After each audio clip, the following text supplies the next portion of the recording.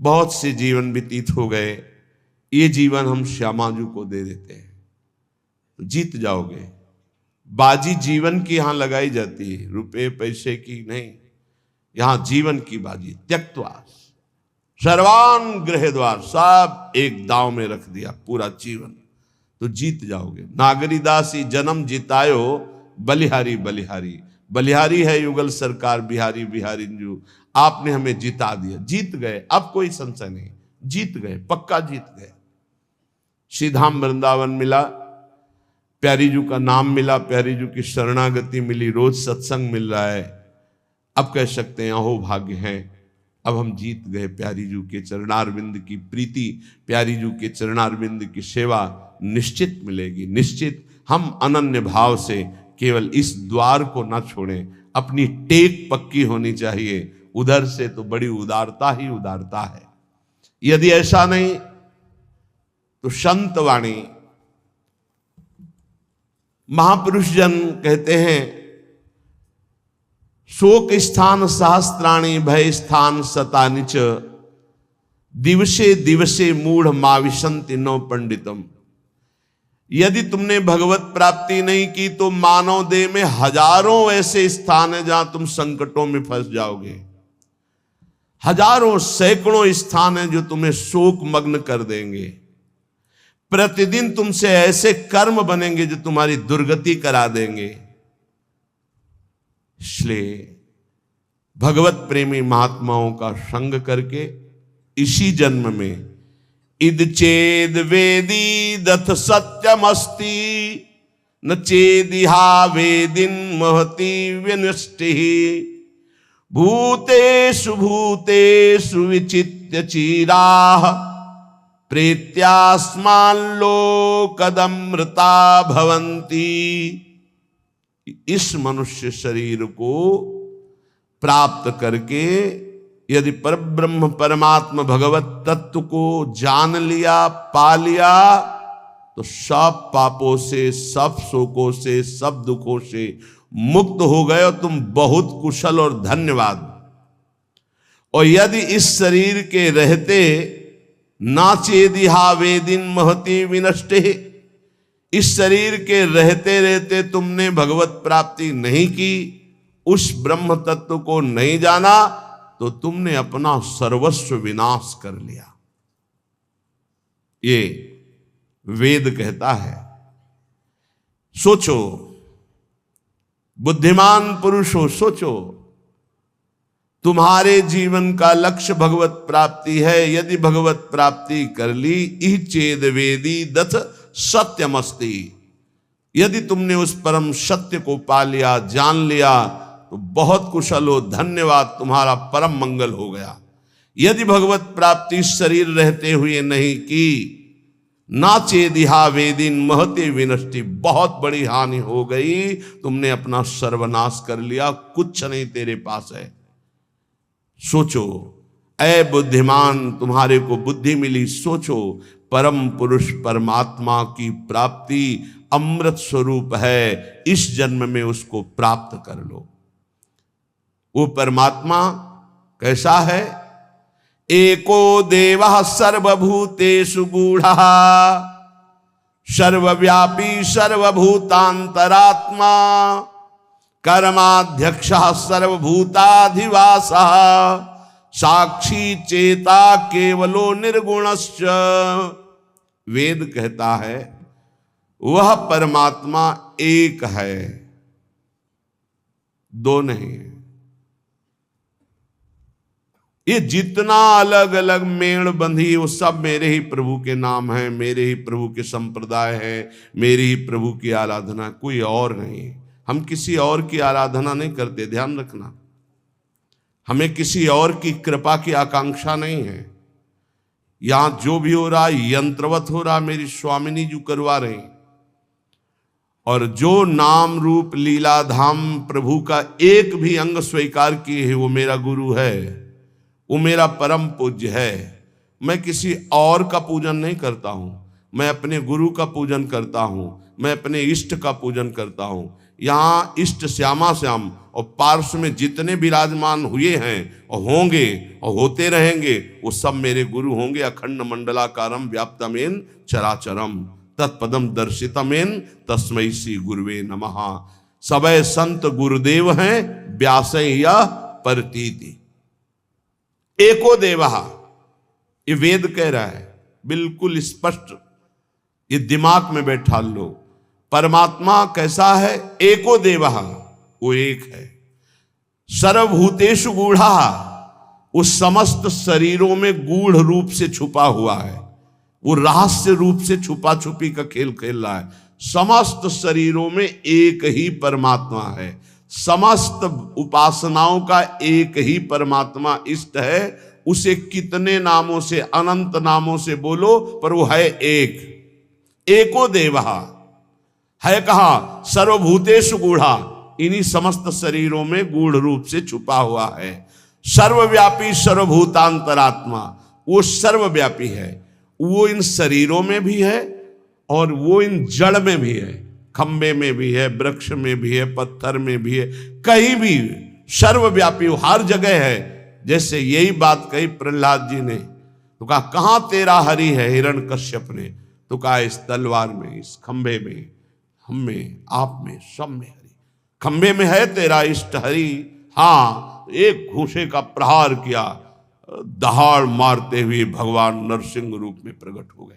खंबे से प्रकट हो गए, जड़ वस्तु से भगवान का अवतार हो गया।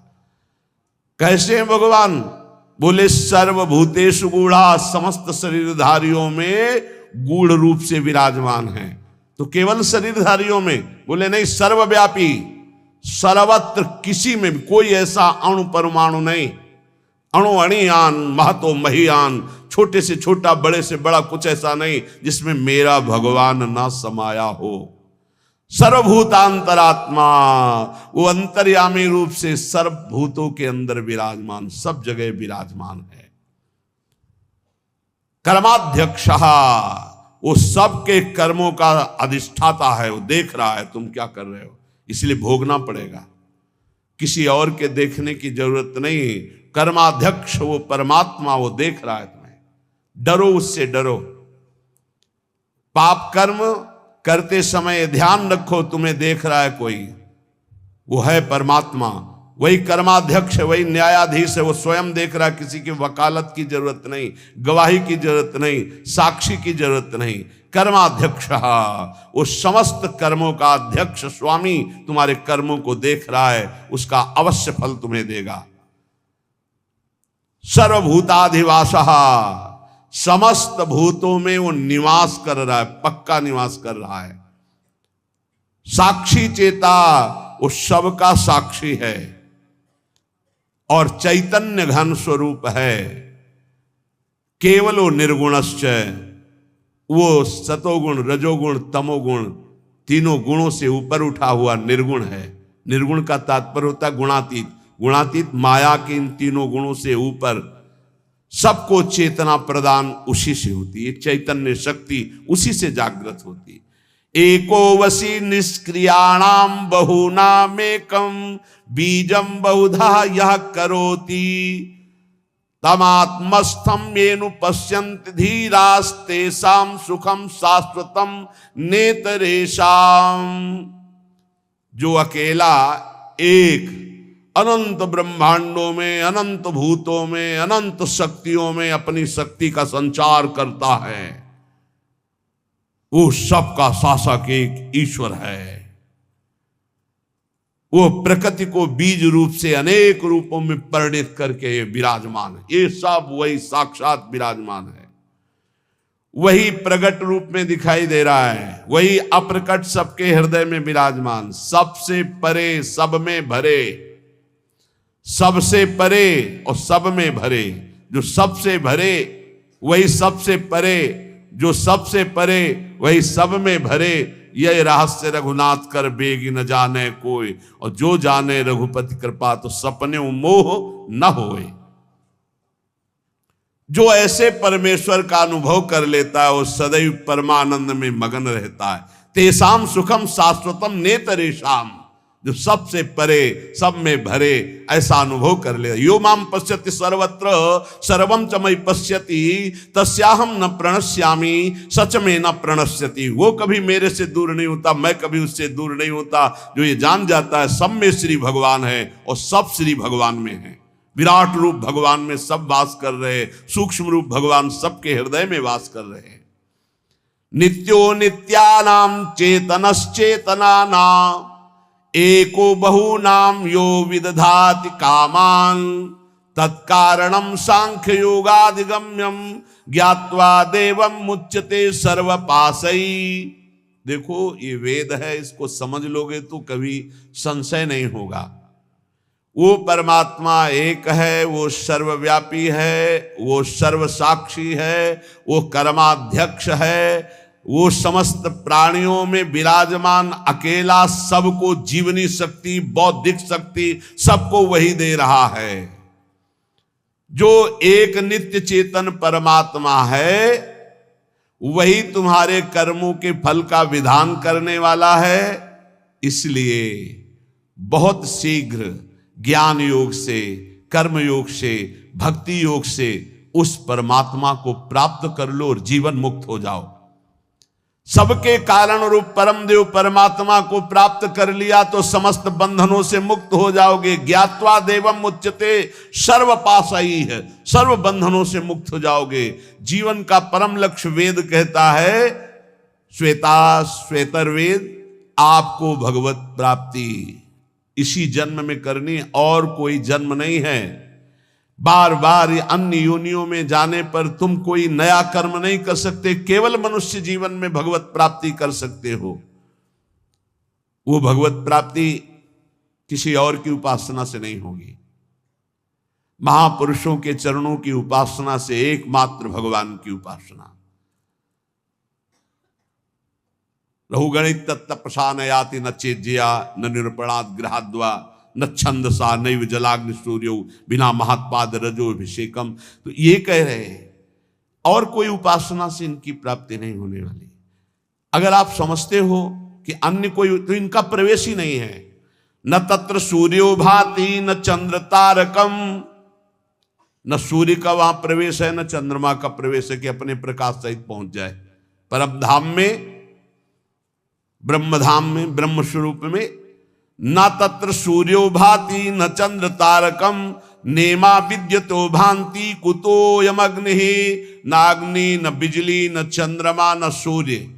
इन तेज त्रिभुवन को प्रकाशित करने वालों की सामर्थ्य नहीं कि उसमें प्रवेश पा सके। तमेव भांतम अनुभाति सर्वम तस्या भाषा सर्वमिदम विभाति, क्योंकि ये सब उससे प्रकाशित होते हैं, उसी परमात्म तत्व से। इसलिए जो सबका परम प्रकाशक है उस परमात्मा की प्राप्ति इसी देह में, मनुष्य देह में आप कर सकते हैं। जो इस मनुष्य देह को प्राप्त करके भगवत प्राप्ति नहीं करता है वो अपना भारी पतन कर रहा है। पर भगवत प्राप्ति कौन कर सकता है? जिसको कोई भी त्रिभुवन का भोग ललचाए ना, भ्रष्ट ना कर पाए। ये तैयारी करनी पड़ेगी ये सत्संग से। और पक्का हमने देखा है, पक्का देखा है और देख रहा हूं, जैसे जैसे सत्संग हो रहा है, जैसे जैसे भजन हो रहा है, जैसे जैसे बात समझ में आ रही, तो सबसे बड़ा तूफान जीवन का होता है नवयौवन अवस्था। बहुत ध्यान से प्रसंग सुनना है। जब तक भोगों की आसक्ति आपके अंदर किसी भी भोग की रहेगी तब तक आपको भगवत प्राप्ति का उत्साह नहीं होगा। एक बार ये जो प्रसंग चल, एक बार नचिकेता नाम के ब्रह्म ऋषि के पुत्र थे वो, तो उनका जन्मोत्सव मनाया जा रहा था। तो जन्मोत्सव में अब वो ब्रह्म ऋषि थे तो बहुत से ब्रह्म ऋषियों को बुलाया, मंत्रोच्चारण हुए वेदों के, फिर गौवें दान की। तो नचिकेता ने देखा गलत हो रहा है, उन्हीं का जन्मोत्सव था। अच्छी अच्छी गौवें गौशाला में रख ली गई हैं और जो कम दूध देती हैं या जो दूध देना छोड़ने वाली हैं वो गौवें दान की जाए। तो उन्होंने दान करते समय ही पिता से कहा कि मुझे ये आपकी दान पद्धति ठीक नहीं लग रही।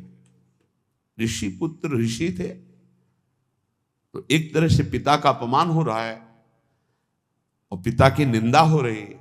उन्होंने कहा आप ये ऐसी दुबली पतली गवें दान कर रहे हो, स्वस्थ गवें, नई ब्याई हुई गवें आप दान नहीं कर रहे हैं। ये दान पद्धति के विपरीत आप दान क्यों कर रहे हैं? गवें किसके लिए रखे हैं? मेरे लिए ना, मैं पुत्र हूं ना, तो आप दान मेरे लिए ही तो कर रहे हैं, तो आप ऐसा दान क्यों कर रहे हैं? तो मेरे को किसको देते हैं? मेरे लिए गवें तो मेरे को किसको देते हैं? तो उनका तुम्हें मृत्यु को देता हूं, जा। बड़े क्रोध में हुए और जा यमपुरी की यात्रा कर। और वो ब्रह्म ऋषि, एक एक शब्द सत्य होता है सत्य बोलने वालों का। तत्काल यमपुरी के लिए नचिकेता, अब अपराध था नहीं, इसलिए सशरीर यमपुरी गए। अब जो ही यमपुरी में पहुंचे तो जो 12 महाभागवत है उनमें एक धर्मराज जी को भी कहा गया है। पापियों के लिए वो यम भयानक रूप है और धर्मात्माओं के लिए धर्मराज स्वरूप है। वहां वो थे नहीं, वो ब्रह्म सभा में किसी कार्य हेतु गए हुए थे। उनकी पत्नी ने आतिथ्य सत्कार करते हुए नचिकेता को वहां रखा कि जब तक धर्मराज जी नहीं आते हैं तब तक आप विराजमान रहिए। धैर्यपूर्वक वहां रहे। जब धर्मराज जी आए तो उनको कुछ बताना नहीं होता, वो सर्वज्ञ है। तत्काल देखा कि हाँ इनका कैसे आगमन हुआ, जान गए, बहुत प्रसन्न हुए। हे ऋषि बालक, मैं तुम्हें हृदय से सम्मानित करता हूं, मेरा आतिथ्य स्वीकार करो। अर्घदान किया धर्मराज जी ने और कहा मैं तुम्हारी धर्मनिष्ठा, सत्यनिष्ठा और परम पवित्र दूसरों के प्रति सुख बुद्धि का नमस्कार पूर्वक प्रशंसा करता हूं। मैं बहुत प्रसन्न हूं, बोलो तुम क्या चाहते हो? उन्होंने कहा मैंने सुना है कि आपको ब्रह्म बोध है, अध्यात्म विद्या के आप परम ज्ञाता हैं, मैं आपसे आत्मज्ञान चाहता हूं। उन्होंने कहा नहीं, तुम पृथ्वी का सम्राट पद स्वीकार करो, सुंदर सुंदर नव युवतियां रानियों के रूप में तुम्हें मिलेंगी, मैं तुम्हें सम्राट पद में अभिषिक्त करूंगा। मृत्युलोक का सबसे बड़ा बलशाली, स्वस्थ रहकर हजारों वर्ष तक भोगों को भोगने वाला, चिंतित पदार्थ तत्काल उपस्थित हो जाएंगे, जो सोचोगे वही हो जाएगा, ऐसा तुम्हें आशीर्वाद देता हूं। बोले नहीं चाहिए, मुझे आत्मज्ञान चाहिए, छोड़ो। मैं तुम्हें स्वर्ग का देवराजेंद्र पद देता हूं, नवीन नवीन अप्सराएं तुम्हारी सेवा में रहेंगी, समस्त भोग वैभव देवता तुम्हारे अधीन रहेंगे, ऐसा मैं तुम्हें वरदान देता हूं। बोले नहीं चाहिए, मुझे सिर्फ आत्मबोध चाहिए, आत्मज्ञान चाहिए। क्या क्या नहीं लालच दिया। जब कोई भी बात स्वीकार नहीं का, आत्मज्ञान चाहिए, तब बोले श्रेयश्च प्रेयश्च मनुष्य में तस् तौ संपरित्य विविनक्ति धीरः श्रेयो हि धीरे भी प्रेयसो वृणीते प्रेयो मंदो यज्ञ क्षेमात् वृणीते। हे नचिकेता, तुम महान हो। जब कोई भगवत मार्ग में चलना चाहता तो उसके सामने दो वस्तुएं होती है, एक श्रेय और एक प्रेय। श्रेय कहते हैं जिससे भगवत प्राप्ति होती है, प्रेय कहते हैं जिनसे भोगों की प्राप्ति होती है। दोनों सामने रखे जाते हैं। किनके? हमारे तुम्हारे ऐसे साधारण के नहीं, जिनका दृढ़ लक्ष्य बन गया भगवत प्राप्ति। अब जो भोग चाहिए वो सब मिलेगा, उसको फ्री मिलेगा, भोगो, और उत्तम भोग उसको एकांत में दिया जाएगा, भोगो। अगर प्रेय भोग लिया तो श्रेय की प्राप्ति का अधिकार क्षीण होने लगता है। अगर प्रेय को ठुकरा दिया तो श्रेय की प्राप्ति, श्रेय माने कल्याण, परम भगवत प्राप्ति, परमानंद की प्राप्ति, प्रेय भेजा जाएगा। यहां तो प्रेय के लिए ही श्रेय को स्वीकार कर रहे, भगवान को साधन मान रहे हैं और भोगों को साध्य मान रहे हैं, जबकि साध्य भगवान होने चाहिए, भोगों को साधन बना दो। नचिकेता, तुमने प्रेय को ठुकराया है, तुम श्रेय के अधिकारी हो। ध्यान देना, ये भगवत पार्षद हैं सब, ऐसे आप आगे नहीं बढ़ेंगे, आपके लिए भेजा जाएगा, ये ले लो भगवान को छोड़ो, ये ले लो भजन छोड़ो, ये ले लो।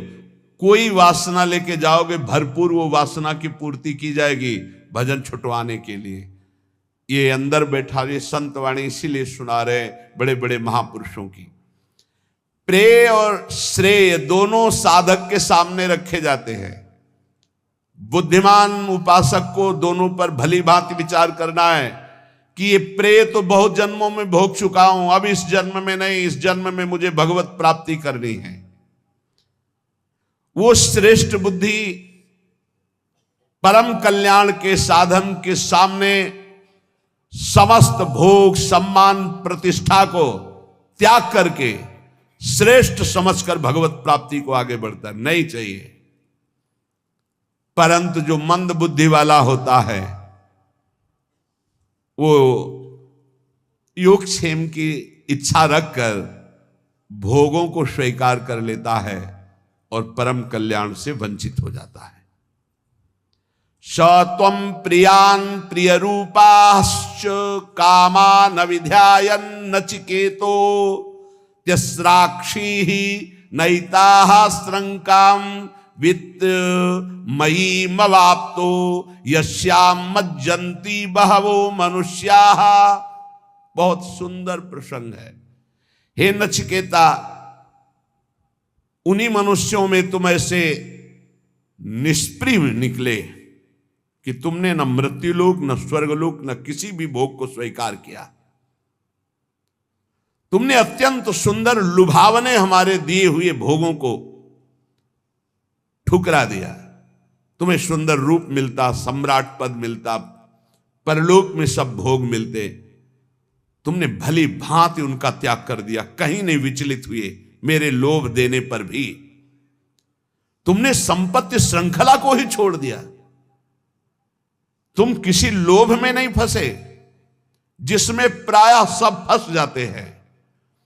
अविद्याया मंतरे वर्तमानाः स्वयं धीराः पंडितम मन्यमानाः दंद्रम्यमाणाः पर्यन्ति मूढ़ा अंधे नैव नीयमाना यदान्धाः। ये अज्ञान के द्वारा ग्रसित लोग, अपने को बुद्धिमान और विद्वान मानने वाले, ये भोगों में कैसे फंस जाते हैं।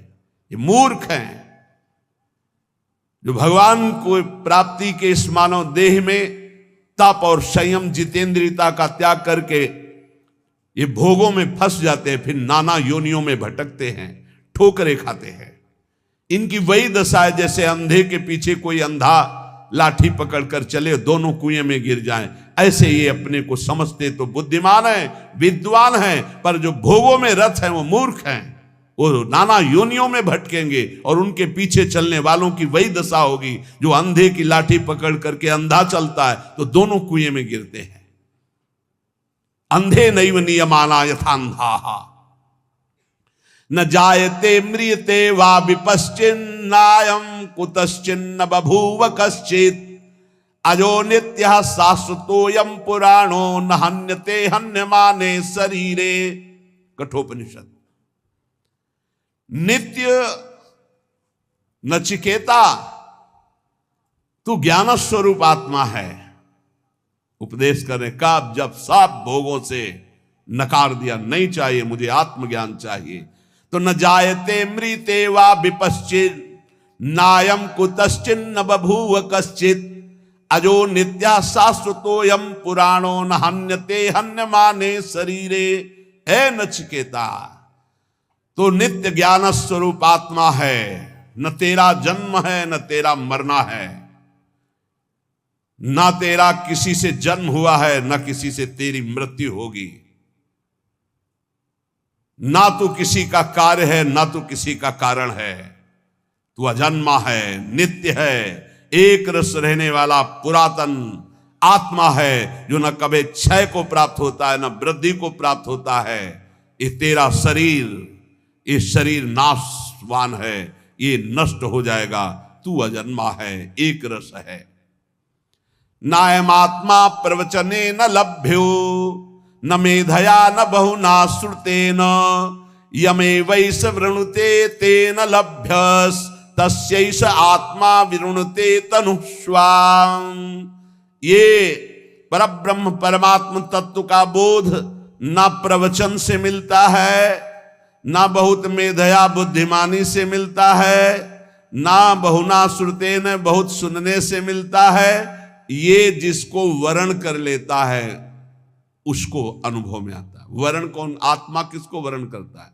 गुरुदेव रूप से आत्मा जिसे वर्ण, आत्मा हरिवंश प्रगट परमानंद श्री हरिवंश प्रमाण मनम, जिसे गुरुदेव स्वीकार कर लेते हैं। और जब गुरुदेव उसका बोध कराते हैं तो बोले यमे वैस वृणुते ते न लभ्यस्तस्यैष आत्मा विरुणते तनुस्वाम। इसीलिए कहा मोक्ष मूलम गुरु कृपा, मंत्र मूलम गुरु वाक्यम। ये बहुत सुनने से, बहुत प्रवचन करने से, बहुत बुद्धिमान होने से आत्म तत्व का बोध नहीं होता। आत्म तत्व का बोध होता है आत्मस्वरूप गुरुदेव, जिसे स्वीकार कर लेते हैं, जो गुरुदेव की आज्ञा में चलता है उसे बोध हो जाता है। वो परमात्मा उसको स्वीकार कर लेता है, उसके हृदय में अपने आप को प्रकाशित कर देता है। मोक्ष मूलम गुरु कृपा। ना विरतो दुश्चरितान ना शांतो ना समाहिता ना शांत मानसो वापी प्रज्ञाने नैनमाप्नुयात्। हे नचिकेता, सूक्ष्म बुद्धि के द्वारा भी उस आत्म तत्व को नहीं जाना जा सकता, क्योंकि वो बुद्धि के जानने में आने वाला तत्व नहीं है। गोस्वामी तुलसीदास जी, राम अतर्क बुद्धि मन बानी यह हमार मत सुनहु भवानी। बुद्धि मन वाणी इनकी तर्कना राम जी तक नहीं पहुंच सकती। राम जी आके इसमें विराजमान हो जाते हैं। बिल्कुल वही बात, न प्रवचन सुनने से, न प्रवचन करने से, न बहुत बुद्धिमान होने से परमात्मा की प्राप्ति कर ले, ऐसी बात नहीं है। परमात्मा जिसे स्वयं गुरु रूप से वर्ण करके कृपा करता है, उसके हृदय में वो बोध रूप से प्रकाशित हो जाता है।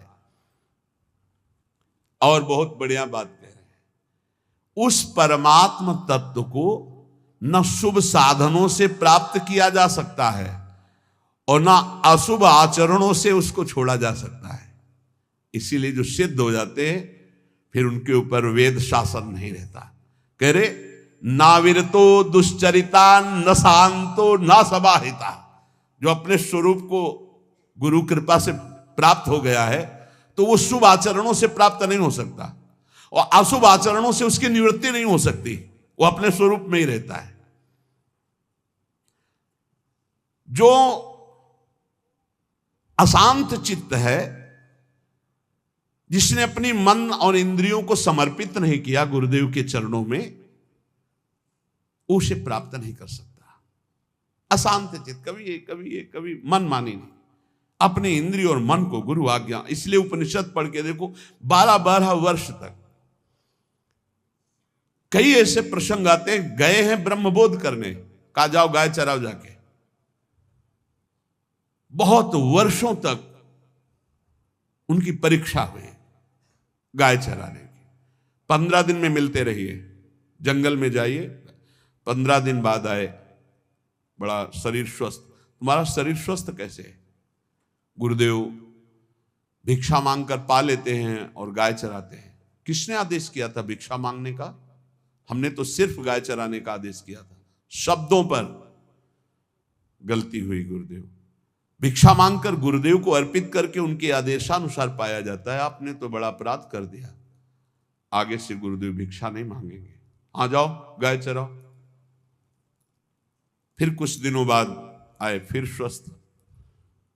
कैसे स्वस्थ कैसे हो? तुम्हारी हड्डी हड्डी सूखी क्यों नहीं? गुरुदेव गाय का दूध ले लेता हूं, बहुत हजारों गाय हैं, गाय तो मेरी है, तुम्हारा अधिकार दूध पीने का कैसे? मैंने आदेश किया। नहीं गुरुदेव, बिना आदेश के हमारी गायों का दूध लेना मतलब चोरी करना, यह अपराध है। जी जाओ गाय चराओ। फिर काफी दिनों बाद आए तो फिर स्वस्थ कैसे हो? गुरुदेव, बछड़ों से जो फेन गिरता है तो हजारों गाय मैं फेन चाट लेता हूं, इसलिए प्राण पोषण होता है। हमारे बछड़े बड़े दयालु हैं, तुम्हें इस दशा में देख करके वो दूध अधिक गिरा देते, फेन गिरा देते, इसलिए चाट लेते। आज से वो भी नहीं चाटोगे? जी गुरुदेव। अब सब मना हो गया।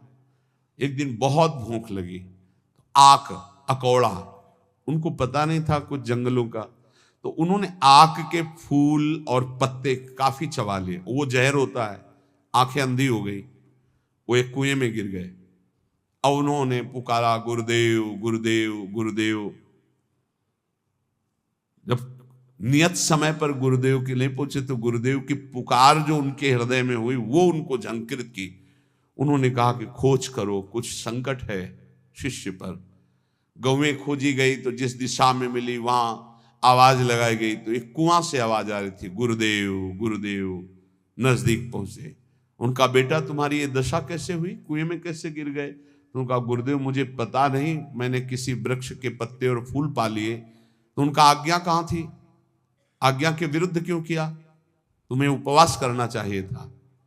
तो गुरुदेव आखिरी गलती, अब जीवन में कभी गलती नहीं होगी, मेरी आंखें चली गई हैं। तो उनका मैं अभी मंत्र तुम्हें देता हूं, अश्वनी कुमार देवताओं के वैद्य आएंगे और तुम्हें औषधि देंगे, अभी तुम दिव्य नेत्र वाले बन जाओगे। गुरुदेव ने मंत्र उच्चारण किया, अश्वनी कुमार आ गए। अश्वनी कुमारों ने कुएं की रचना की और कहा इसे पाओ। बोले कदापि नहीं, बहुत त्रुटि हो गई। अब जब तक गुरुदेव आदेश नहीं करेंगे तब तक जबान में कुछ नहीं रखूंगा। गुरुदेव ने कहा पा लीजिए, हमारी ही आज्ञा से सब हो रहा है। तब उन्होंने जे ही पुआ पाया, दिव्य नेत्र उनके जागृत हो गए, बाहर आए। गुरुदेव ने हृदय से लगा, जे ही हृदय से लगाया, चारों वेदों का ज्ञान अपने आप हो गया, कभी पढ़ाना नहीं पड़ा। गुरु कृपा ही केवलम। सूक्ष्म बुद्धि के द्वारा भी इस परमात्मा तत्व को मनुष्य नहीं प्राप्त कर सकता। ना विरतो दुश्चरिता, ना शांतो, ना समाहिता, ना समाहिता, समाहित बुद्धि से भी नहीं। बुरे आचरणों से इसकी निवृत्ति नहीं हो सकती। यह उसी को प्राप्त होता है जिस पर गुरु कृपा होती है। जो अशांत है, जो अजितेंद्रीय है, जो मनमानी आचरण करता है, वो कभी ब्रह्मबोध प्राप्त नहीं कर सकता है। आत्मानः रथिनम विद्धि शरीरा रथ में वतु बुद्धिम तु सारथिम विद्धि मनः प्रग्रह में वच। हे नचिकेता, तुम ऐसा समझो कि जीवात्मा रथी है, रथ का स्वामी है। शरीर ये रथ है, बुद्धि सारथी है, और इंद्रियाणि हयानाहुर विषया हस्तेषु गोचरान। इंद्रियां घोड़े हैं और विषय वो रास्ता है जहां इंद्रिय रूपी घोड़े ले जाते हैं। बहुत सुंदर। इंद्रियों के घोड़ों की आत्मेन्द्रिय मनोयुक्तम भोक्त्याहुर्मनीषिणः। इंद्रियों रूपी घोड़ों की लगाम मन है। बहुत सुंदर रूपक से वर्णन कर रहे हैं। शरीर एक रथ है, इसमें बैठा हुआ रथी जीवात्मा है, इंद्रिय इसके घोड़े हैं, मन इसकी लगाम है। इन घोड़ों के चलने का रास्ता शब्द स्पर्श रूप रसगंध, ये 5 विषय हैं जिनमें मना कष्टानि इंद्रियाणि प्रकृति स्थानि कर्षति। जीवात्मा जो भूला हुआ अपने स्वरूप को है, बुद्धि लगाम ढीली की है, इंद्रिय रूपी घोड़े विषयों में भाग रहे, दुर्गति, पक्का दुर्गति। यस्त्व विज्ञानवान भवत्युयुक्तेन मनसा सदा तस्येन्द्रियाण्यवस्यानि दुष्टास्वा इव सारथे। जो विवेकहीन है, गुरु कृपा का आश्रय नहीं लिए है, उसकी बुद्धि रूपी सारथी बहुत ही नशे में होती है। वो ऐसे लगाम ढीली किए रहती है, मन रूपी लगाम, जहां मन जाना चाहे। वो इंद्रिय रूपी घोड़े खूब विषयों में विचरते और मनमाना पाप करते हैं और सर्वनाश कर देते हैं, रथ का भी और रथी की तो दुर्गति ही हो जाती है। वस्तु विज्ञानवान भवति युक्तेन मनसा सदा तस्येन्द्रियाणि वश्यानि सदस्व इव सारथे। जो गुरु कृपा पात्र है वो विवेकवान होता है। विवेकवान सारथी मतलब प्रवीण सारथी, लात लगा करके लगाम को बिल्कुल कसे, इंद्रिय रूपी घोड़े उधर ही जिधर इशारा अन्यथा नहीं वहीं रोक दिया। वस्तु विज्ञानवान भवति, गुरु कृपा से जो तत्व को जानता है, युक्तेन मनसा सदा, युक्ति से मन रूपी लगाम को खींचे हुए है, तो तस्येन्द्रियाणि वश्यानि, इंद्रिय रूपी घोड़े उसके वश में हैं, सदस्वा इव सारथे, अब सारथी के अनुसार वो सही मार्ग में चलते हैं। इसलिए यस्तु विज्ञानवान भवत्यन्य मनस्कः सदा शुचिः न सत्पदमाप्नोति सह सारम चाधिगच्छति। कोई सदा विवेकहीन बुद्धि वाला, असंयत चित्त, अपवित्र रहने वाला कभी भगवत प्राप्ति नहीं कर सकता। जो मन को छोड़े, इंद्रियों को छोड़े, जो मन आवे सो खाओ पियो, जो मन आवे सो भोग भोगो, ऐसा कभी परम पद का अधिकारी नहीं होता। बार बार ऐसे लोगों को जन्म मृत्यु रूप महान कष्ट भोगना पड़ता है।